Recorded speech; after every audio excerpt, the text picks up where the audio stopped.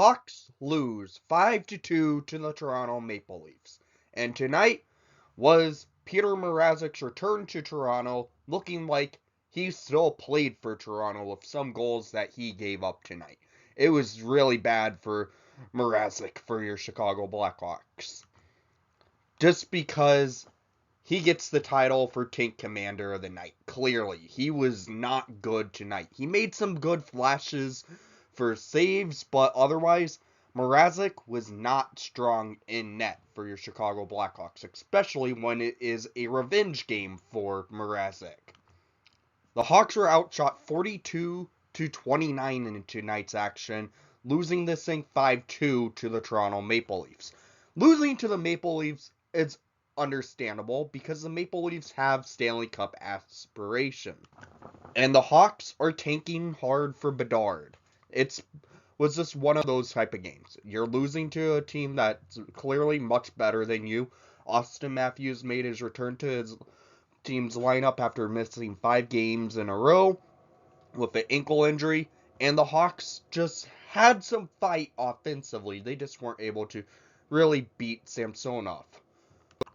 So let's get into the stats of the game, shall we? Because this game, frankly, it felt like a slow game, but it played in favor for the Maple Leafs. They were playing hard on the Hawks, and frankly, the Hawks just had no answer.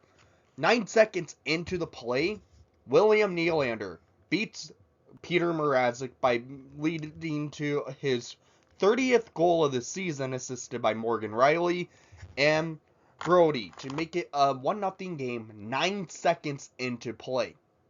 This goal by Nylander, he beats Jake McCabe, who fell on the ice and then deked Mrazek out of his pads and gets it tucked into the net. It's a 1-0 lead for the Maple Leafs. That lead does not hold at all.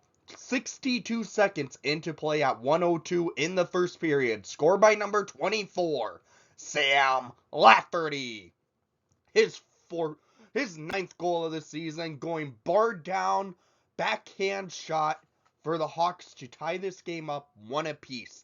This was a great outlet for the Hawks to break into the offensive zone a minute into play, and Laffy gets on the board. Hawks tied with the Leafs.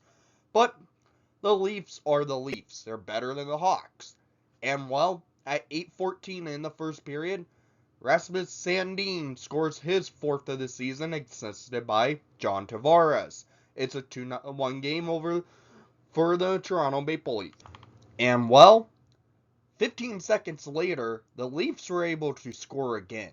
But Luke Richardson, being Richardson, he challenged the goal for offsides and no goal. It remains 2-1 after 15 seconds of scoring a goal.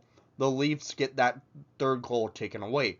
But the Leafs were able to capitalize and get that 3rd goal at 11:21 in the first period. Austin Matthews, in his return to the lineup, scores his 26th of the season, assisted by William Nylander and Rasmus Sandin, to make it 3-1 Maple Leafs. The Hawks just had a rough game. They started out slow. Mrazek could not make good saves at timely parts in that first period of play, and it led to the Hawks losing this game in that first period alone. Going into the second period, Hawks get on the board pretty quick. 46 seconds exactly in this second period. Scored by number 23, Philip Kurashev. His 8th goal of the season, assisted by number 13, Max Domi. And number 6, Jake McCabe.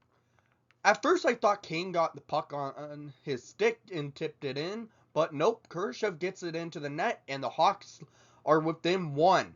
They are within grasping reach, and the Hawks were coming out with some momentum. They were moving the puck well, getting opportunities, but the Leafs were able to hold the Hawks. And at 7:37 in the second period, John Tavares steals the puck from Peter Mrazek, his 24th of the season, assisted by Kerfoot and Marner.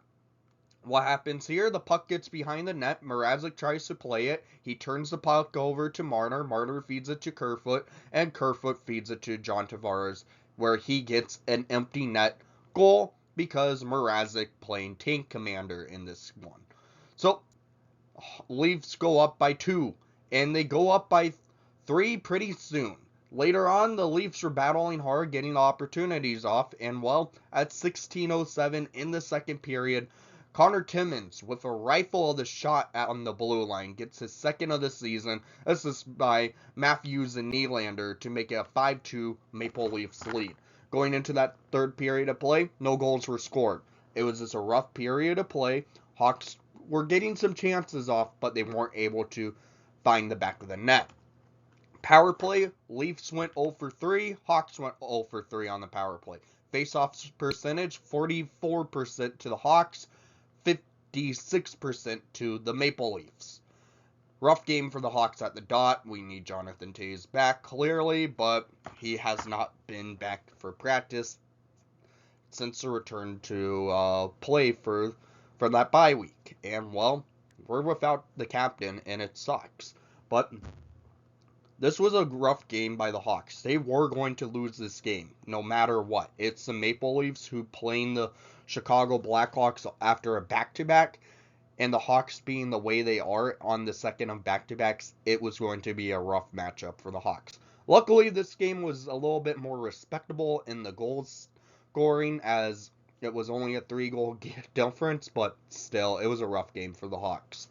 I'm trying to keep this short because I'm migrained and up and congested, if you can hear my voice right now. It's been a rough game and rough day. So, down in the comments down below, I want to hear what your thoughts were on tonight's action, and thank you for watching the broadcast, and please leave a like and subscribe if you haven't done so already, and most of all, the tank is on.